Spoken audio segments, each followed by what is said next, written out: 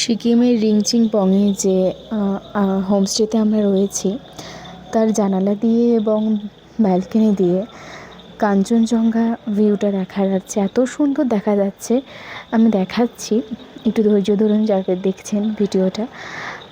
সবেমাত্র এসেছি, নিজের খুব খারাপ অবস্থা, তবুও যে ভিডিও করছি তাকে একবার না দেখালে নয়।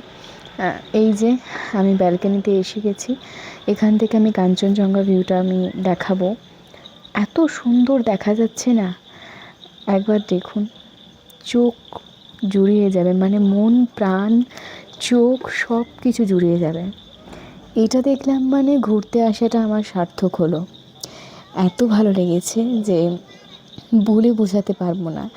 আমি তো চশমা দূরের পাওয়ার আমার, তবুও আমি চশমা খুলেও মাঝে মাঝে দেখছি, মানে এত ভালো লাগছে। যাই হোক, ভিডিওটা আশা করি সবার খুব ভালো লাগবে, আর আমার স্মৃতির পাতায় এটা রয়ে যাবে।